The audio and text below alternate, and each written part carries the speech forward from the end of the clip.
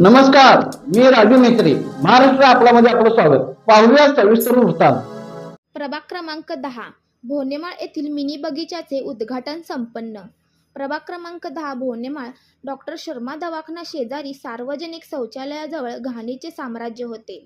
त्या ठिकाणी आजूबाजूच्या नागरिकांनी कचराकुंडी केली होती. त्यामुळे माननीय उपनगराध्यक्ष रवी राजपुते यांच्या संकल्पनेतून साकारलेल्या मिनी बगीचाचे उद्घाटन माननीय आमदार सुरेशराव हळवणकर, माननीय उपनगराध्यक्ष रवी राजपुते यांच्या हस्ते झाले.